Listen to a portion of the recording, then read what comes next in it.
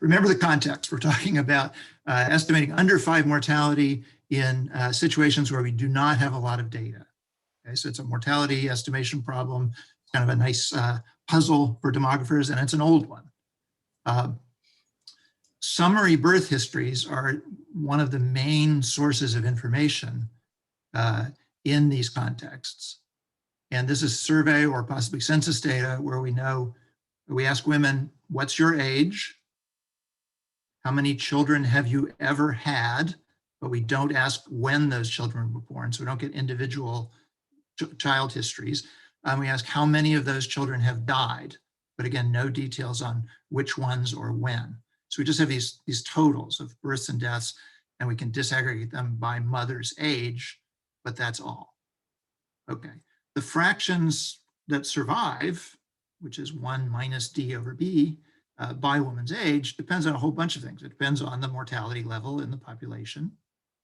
It depends on the patterns of mortality by age. It depends, unfortunately, on the patterns of fertility by age. And it depends on the time trends in the vital rates. Okay, here's an example of some data. Sorry, did I just, sorry. What are you looking at, Josh? I see your beautiful PowerPoint with in the non-display mode with your things on the side, but it's so big, you don't need to go to display mode. We can see it fine without display mode. That's fine. All right, so here's some data from Cameroon 2011. On the horizontal axis, you see woman's age. These are the women interviewed, 15 to 49, but I'm going to use the data only on the 20 to 44s for reasons that I won't go into today, but the data is often thought to be more reliable for these middle age ranges. And you see that mean births for women goes from 0 for 15-year-olds up to something like 6 for the older women in the sample. But of course, these are cohorts, right? These are different groups of women at different stages in their life. If we look at the children who survive, this is the proportion of surviving children by women's age. We see a general downward pattern, but a lot of noise, right? And the challenge now is to estimate what's the probability of dying before age 5 from this, essentially. The problem that we have is that the survival of these kids is a mixture of survival probabilities. Some of the children of these 8-year-olds were born in the period before the survey. They're infants now, if they're alive, or they would be if they were alive. Some were born a year ago, some were born 10 years ago, and so on, right? If we think about picking women of a specific age, about 38 in this picture, right? Some of their children would have been born 19 years ago, and they would have to survive for 19 years to be counted as survivors at the survey. A much greater number would have been born 12 years earlier because fertility was higher at age 26 than it is at 38. An intermediate number would have been born 4 years ago. And the overall fraction of surviving children is going to be some kind of weighted average of these, where it's the fertility that we need to use as the weights, okay? And formally, we've got this mixture of different survival probabilities where we give higher weight to the ages at which women's fertility is likely to have been higher. Okay? So, we want to know something about these P's in a sense, but all we have are their averages, and their averages, the weights that we use vary by women's age. Okay, William Brass, a famous and ingenious demographer, came up with an approach to using this kind of data to estimate under 5 mortality. It's based on the predictability of fertility and mortality patterns by age. We know that fertility is likely to be higher when women are in their 20s, early 30s.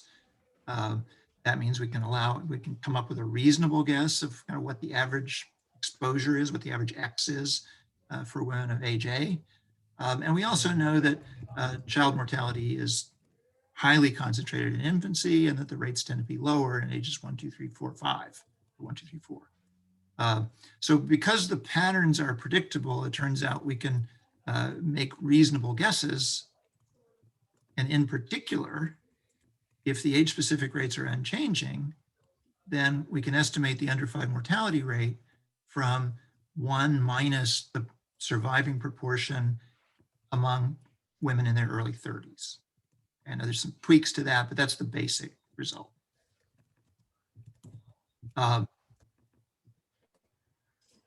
That's if age-specific rates are unchanging, which is a very strong assumption. We can do slightly better than that if we say we think that fertility is constant, so those weights don't change, but mortality might be changing, in which case the proportion dead among women, children of women in their early 30s is approximately the period value of under 5 mortality 5 years before the survey. This is called time allocation. And we can actually allocate the other age groups of women in time and get other Q values, but this is the one we care about. Okay, there are a bunch of problems left though. First of all, there's no accounting for sampling noise here. And that may be an especially big problem if we're trying to, if we're only throwing out all but 5 years of the data when we try to estimate Q5. And then fertility and mortality, we actually don't know the shapes. We know something about the qualitative features of those age schedules, but we don't know the exact details. So we don't know the true age pattern of fertility. We don't know the true age pattern of child mortality. And then a really big one, in most contexts in which we would really like to estimate child mortality, rates are not stable, they're changing. And in particular, fertility tends to be falling really fast in places where we need these methods. Okay? And what that means is if fertility in the past were higher than it is now, then the sort of average exposure would be longer for the children of women of a given age because rates were higher in the past. And that means that, we need to adjust our estimate of Q5 accordingly.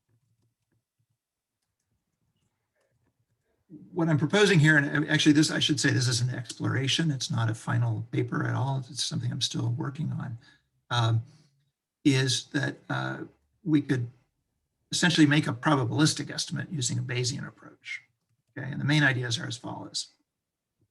Let age-specific fertility rates vary over time. In other words, each period is going to have a different fertility schedule, and that means that each cohort of women would have had a different set of rates that they were looking at in the past.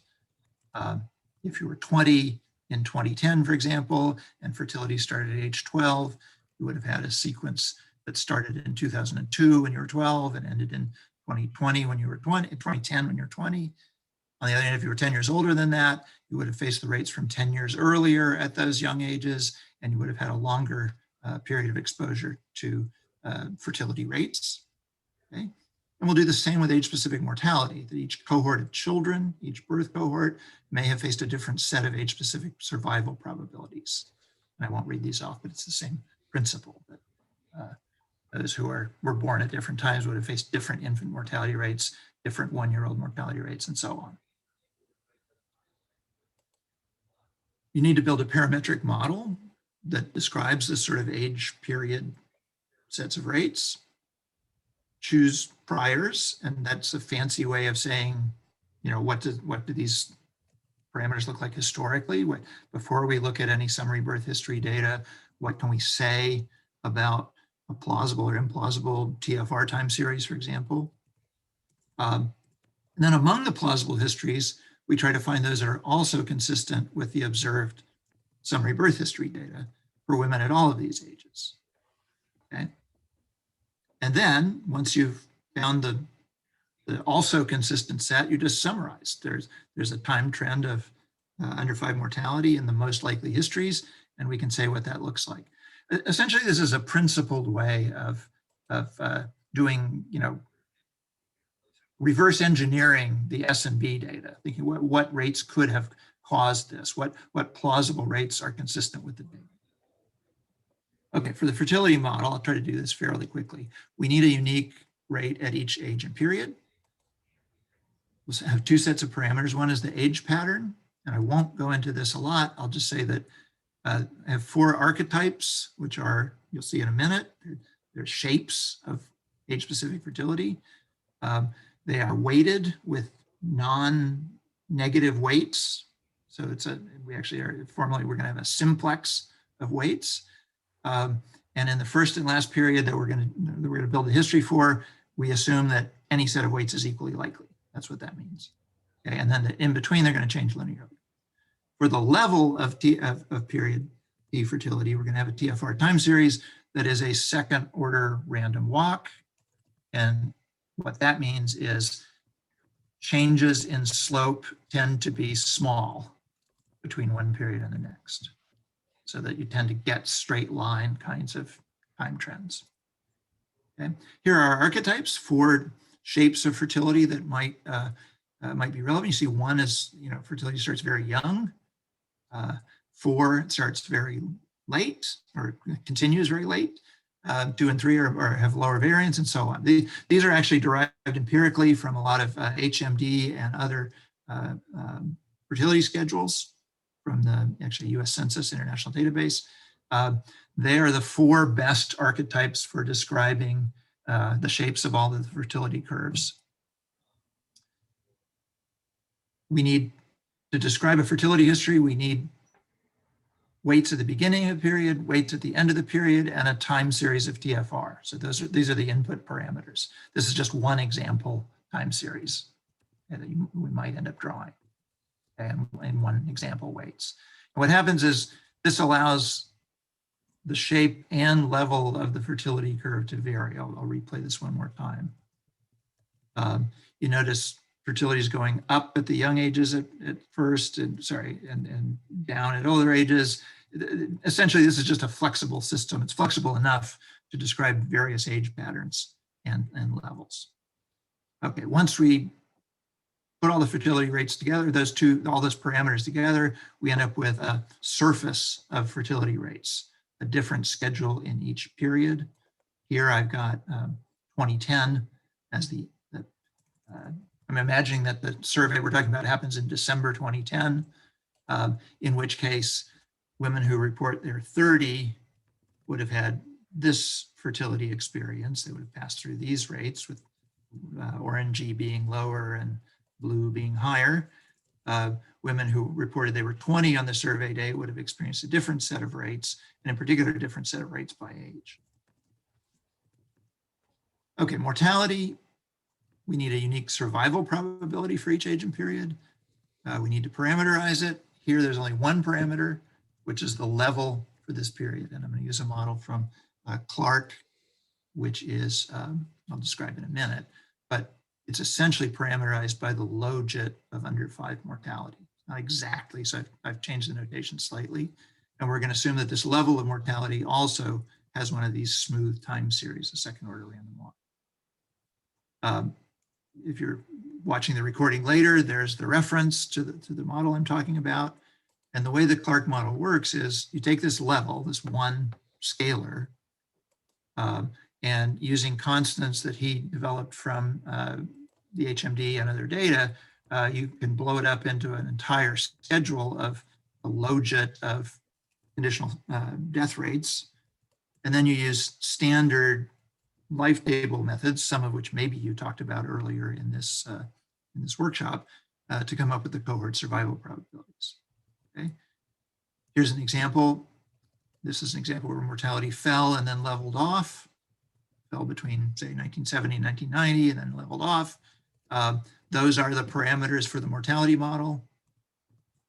You end up with survival probabilities that you can estimate using those demographic techniques. And if you notice, this is 70% survival is red, 90% survival is blue. You see that there's sort of changes at any given age in survival probabilities for the cohorts. And the important part of this is that this model, once we've aggregated all these survival probabilities for birth cohorts, tells us the predicted survival probabilities at these parameters for those born 1, 2, 3, well, 0, 1, 2, 3 years before the survey. Okay, these are the P's that go into the that we need to weight by fertility to get the survival probabilities by mother's age. Okay, so just to do a quick example, a woman who was 28 in a 2010 survey was 0 in 1982. She was M years old in 1982 plus M. Her expected parity would be the sum of fertility rates from the year she was 12, and then the fertility rate for 13-year-olds from the year she was 13, and so on, up to age 28 in 2010. We add those up, we get her expected parity, right? That's aggregating the sort of cohort stripes that we see in the little figure we saw earlier. And then we can calculate the expected fraction of her children surviving by saying, okay, some very small fraction of these expected children would have been born when the woman was 12, so they would have to survive for 16 years. Some slightly larger fraction would have been born 15 years earlier, and so on, right? So we use these weights that add up to 1 to come up with the expected fraction of surviving children. All right, the overall structure, I just want to remind you of the overall structure here is that we have 2 kinds of fertility parameters, initial shape, final shape, and we let it vary linearly in between. And then we have a level of fertility that varies smoothly. That produces a surface of age, time, specific rates.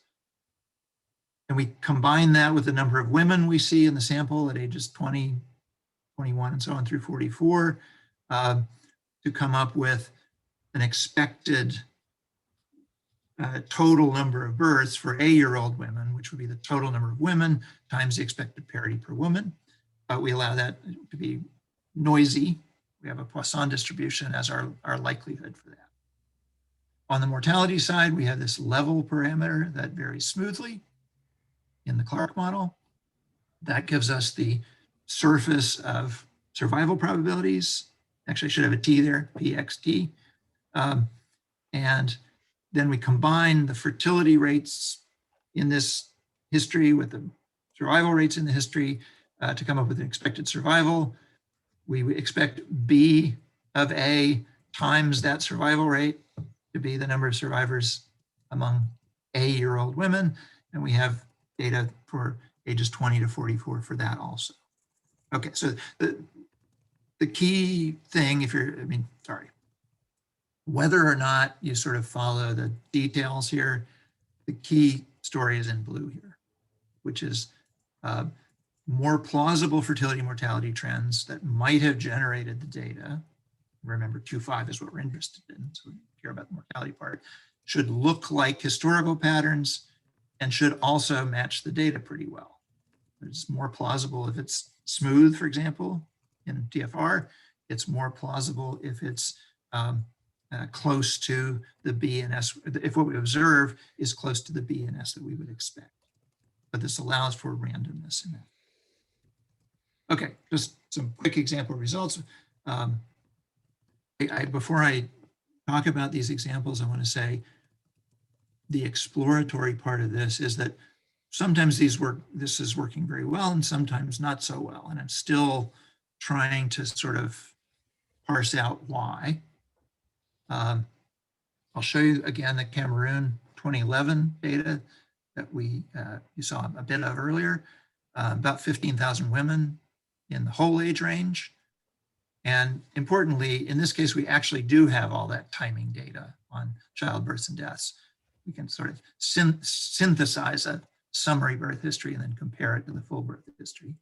And in the summary birth history, 42,000 children, about 6,000 whom had died. Here's the model's fit. Carl, can I just a clarifying question? Of course. You have the complete birth histories, but you're going to pretend that you don't have them? Is that exactly? This is an experiment where you know the answer is sort of the point. Okay. And you'll see in a minute, we actually know more answers from other data also. But yeah, here, this is the fit to the birth data that you would get from the model with, I believe, 80% confidence interval. So the expected parity would look like this. That matches the observations quite well. Here's the expected surviving children by mother's age with a, I think an 80% confidence or credible band around it. The model suggests as sensibly that the older the women are, the smaller the fraction of surviving children should be. Okay, and you'll see there's a lot of noise in this. So can I just ask the interpretation on this? Of course. The 80% band is on the average, or is or should we actually expect 80% of the points to be in that? The answer is no, right? No, this is about the average. Okay. But I will just assert that I have a similar graph that I have not included in the slides here that does exactly what the second thing you were wondering, okay, which is simulate numbers of surviving, or simulate surviving proportions out of the posterior, and it does have about 80% coverage. So, I mean, it works pretty well. But this is for the mean. Did that answer your question, Josh? Absolutely. I thought just that people looking at this might be skeptical that it was doing well because so many points were I see. No, we're just trying to estimate where the mean is. Yeah. Here for Cameroon are some of the plausible TFR trajectories. These are just draws from the posterior. You notice it's pretty clear that TFR has been declining over the, say, 15 years before the survey, from something like 6 to something like 4.5 or 5. It's a lot less clear what TFR might have been way back when, but there's clearly a pattern here that's interesting. Here are plausible trajectories for under 5 mortality. They tend to be pretty flat, and they are in a pretty narrow range for the recent past before the survey. A lot of uncertainty as we go farther back in time, because we just don't get a lot of sort of purchase on what might have been the mortality rate 35 years before the survey. Because there aren't, first of all, there aren't very many 35-year-old children or 35-year-old potential children. And second, even if they are, they're sort of, mixed up with the other children of the older mothers. And it's really hard to tease out what happened just to that old cohort. Okay, here's a summary. Now you're looking at under 5 mortality per 1,000 on the vertical scale. The dark blue band is the 50% credible interval for under 5 mortality. The lighter blue band is the 80% confidence interval, derived entirely from just those two graphs of B and S data. The bars here are actually the direct estimates from the full birth histories from the same sample. You see, we get more or less the same answer. There's a little bit more nuance in the direct histories, but necessarily in the direct estimates, but the standard errors on the direct estimates are very, very large. So not too bad here.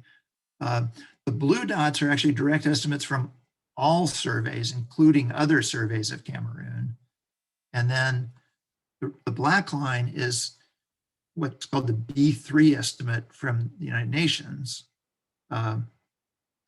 which is combining all available censuses, surveys, DHS, multiple indicator surveys, any information, and weighting it according to how much error they think is in it, adjusting for HIV and so on. But that's the sort of best complete time series you might come up with. And again, you do pretty well for this Cameroon data. Remember that the Bayesian estimates come just from a handful of data points, but you can kind of reverse engineer what the plausible Q5s were pretty well. Here is another data set, Morocco 2003 survey. Same legend here in terms of points, except these red dots are indirect estimates using the standard BRASS technique from the Morocco 2003 survey. And you see that the Bayesian approach does a bit better at matching the other plausible estimates, let's say. Definitely gets the idea that mortality was higher. And avoids some of the overestimates that seem to happen with the brass indirect technique. I don't want to pretend that it's all, ponies and rainbows. Here's one that didn't work very well. Mozambique 2011. It's clearly missing something. This could be a reporting problem. Mozambique is one of the countries where DHS I think it's DHS actually does adjustments for maternal mortality, something I haven't talked about yet, but there's some question about the quality of this data set using it directly. But nonetheless, I think this is a methodological problem here. I think there's something about the structure of the S&B data here that doesn't illuminate very well the history of child mortality. And then here's one last one, Senegal, a much older one, 1986. Again, it does pretty well, but it seems to miss a little bit of the peak there in the, I can't read the scale because my screen is getting messed up, but that early peak. Okay, so to sort of summarize all of this, the Bayesian approach includes uncertainty that wasn't in the brass part. We don't know the exact history, the patterns of fertility rates or mortality rates or time trends or sampling noise. And this is an integrated approach that lets us deal with all of those things at once. It produces more information in the sense that it produces a time trend of under 5 mortality. It produces a time trend of TFR. And as you saw, those can be good. I've not done any sort of global test on all the DHSs, all the available DHSs yet. But the bottom line is more or less what I just showed you, that in most cases, the model seems to match these alternative estimates very well, but it doesn't always. I'm still trying to sort of classify in which situations this relatively simple model seems to work and when it doesn't. Thank you. That's all I have to say. Hopefully that was sufficiently interesting, even though it wasn't about COVID. And if you want to contact me, here are some various ways. There's nothing about this project on GitHub yet or on my website, but there's lots of other related stuff. So thank you. Thank you, Carl. So we have some questions already.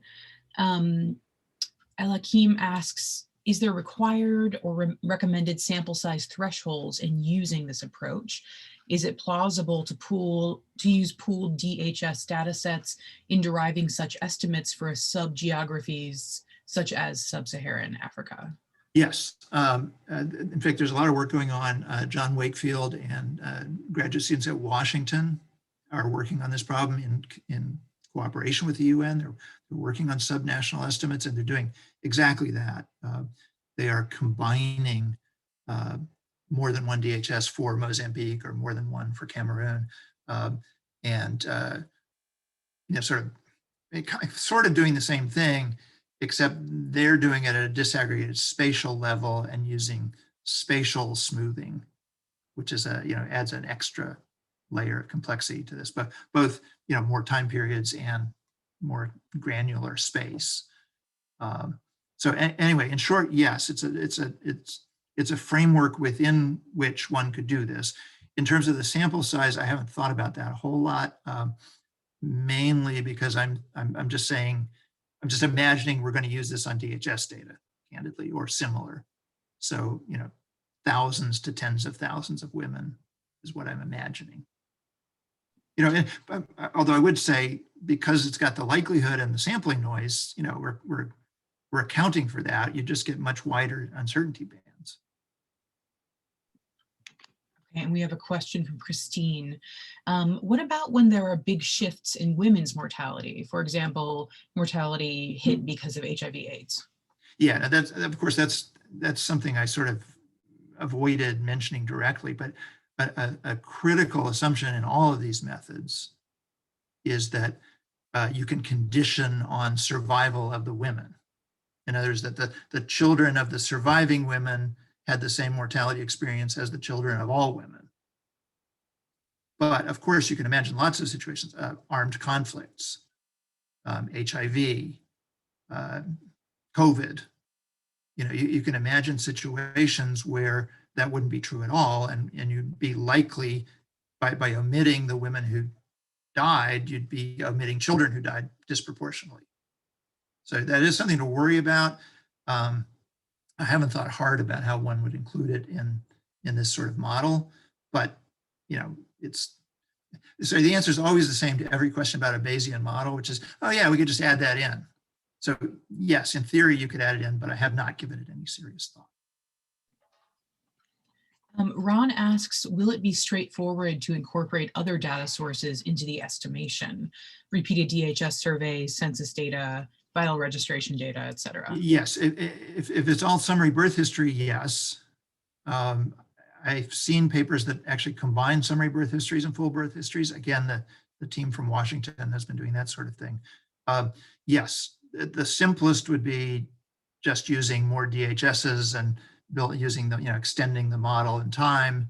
You could, it would be straightforward if the data all had the same structure. If it were different, you'd have to model much more carefully, but in theory you could. And that's in a sense what the UN estimates have done. Right, they're using all these sources. They have a lot of expert knowledge. They're carefully evaluating the quality. They literally throw out some surveys, adjust others before they do their, time series and so on. I mean, it's a dangerous thing to dabble in, studying Mozambique when you've never been there, for example. We should be humble, but the UN is on it, and they have been pursuing that. A technical question from Josh. Why don't Bayesian estimates have the BRAS traditional estimates as their central estimate? It seems like they were quite systematically different in a few of your examples. The data is the same. Which aspect of priors is driving this? I also wondered that, is all I can say at the moment. I'm still wondering about that. And if I guess you're asking about the graph with the red dots being different from the blue stripes. Is that right, Josh? Yes. Yeah. I don't know. One answer is that by using the data from all of the women by single years of age, you're sort of doing some smoothing that you wouldn't otherwise do. But that's not quite a complete answer, because there's clearly a trend in those other indirect estimates that don't match. I mean, it could be that the shape assumed by the BRAS model is not very plausible, given the parity by age, for example. I mean, BRAS is a pretty rigid approach that makes some very strong assumptions. Again, it's a little bit lame to say, well, maybe the other model is wrong, but maybe that's the case. It needs investigation. Are you estimating something at a country-specific level that BRAS just takes some generic schedule for, like the fertility schedule? BRAS is all built around BRAS is all built around constants that they derive from coal domain life tables. And you're essentially modeling those, producing those constants using appropriate data for your case, as opposed to one canonical set. Yes, right? Yes. Appropriate if the Clark model describes the age pattern of mortality well, if my archetype model really captures the shapes of fertility curves. But it's definitely, it's more flexible. But yeah, that's a good way to think about it, is that this model is coming up with different constants. I wanted to ask a question that was I kind of put at the beginning, which said, this isn't about COVID, but I bet there are lots of great uses for this kind of thinking with regard to COVID. I don't know if you've had a chance to think about this yet, but I'm sure it's kind of the buzz in your brain is, how can I use these approaches whenever you see a demographic problem? Do you have any ideas of potential uses that you might want to share with well, your I peers? mean, the only thing about COVID? I should avoid this question probably, because I really haven't thought about it very much. But this general approach is useful when there are uncertain quantities. You know, I don't know what % of the population is vaccinated, or I don't know what % of the vaccinated people might get reinfected, or, you know, and if you can put sort of plausible prior stories on those, you can use this same structure of saying, all right, well, what plausible stories match the data I do have, right? So you know, that's a very generic answer, but that's what these methods are good for, is if you can quantify your uncertainty about the critical things, you can proceed with the analysis even if you don't have the critical data. So I guess one example that we talked about earlier was India, where we thought there might be a lot of underreporting. Mhm. Is that of mortality, say? Is there, if something simple like underreporting, it sounds pretty hard to address, but maybe that's not the case. I don't think you'd get much out of the data there. I think you could quantify your uncertainty better, Mhm. but I don't know that you'd learn anything about that missing thing from the data. Thank you. We have one more question from the chat. Oh, we have 2 more questions from the chat. Okay, we'll see if we have time to we want to make sure we get a break in. So El Hakim asks, how well do the Bayes estimates compare with Brass, Trussell, and Poloni-Heligman's estimates? I haven't done that. I've only compared them to these sort of latest UN estimates. And I've only used, you know, mother's age, not time since marriage or whatever. You know, there are variants of these methods that I have not compared, is the short answer. Okay, and And Carl, that's a good idea. and Carl asks, are you using coefficients from Clark, or are you reapplying the SVD fits to the more limited range of mortality that you're interested in? I'm using the Clark constants. And that's always a trade-off with these. I mean, sorry, the general framework here is build your priors from some big data set, or at least that's the way I tend to operate, right? What do good mortality schedules look like? What do good for, you know, how quickly does TFR change in reliable data, et cetera. But the danger, of course, is that if you have you're learning from, you know, Western Europe and then applying it to Mozambique, you might be making a big mistake, right? That's still a worry here. I think Clark defends his own model, you know, as being more general, and he tests it in South Africa at least, and found that it seemed to work better than some alternatives. But you're always worried about that problem. Your priors might be wrong if you got your priors from some other place or some other time or some other epidemiological environment. Carl, can I ask a concluding question? You gave a great workshop here last year on Bayesian methods. Are you going to give are you going to repeat that workshop for participants of this year's Formal Demography Workshop that want to learn Bayesian methods in the future? Sorry, do you mean I'm anything going on to do the whole thing again next week? No, are you? No, kind of. Has anyone else, do you have on your schedule to do something similar anytime in the next year already? No, I don't. That you want to advertise? No, No, okay. I don't. I think we have the lectures available, and I know we have the materials available. So if you're interested, please reach out to us. And I think one of the things we're doing this year that is to try to catch up a little bit, because we have 3 assistants rather than 1, is we're going to be doing a little post-workshop website development. And so if we get a lot of requests for Bayesian demography, then we can try to put some energy into making that available.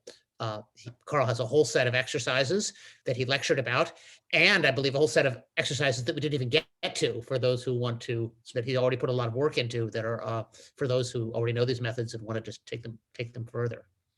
That's so yeah, true. I'm seeing the chat is lighting up with, oh, I want access to this. I want access to this. So, yeah, and I'm going, oh no, I better look at it first. So oh, no. It, I think we already have the material, Carl. So let's turn off our. Please let me look at it.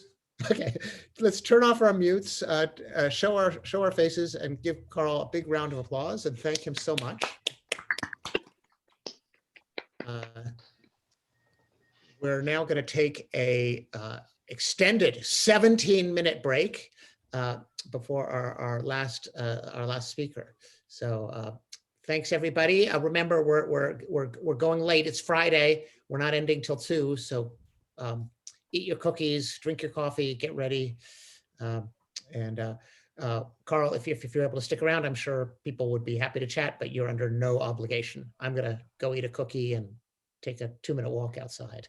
Okay, Thanks I so can much. stick around for a few minutes.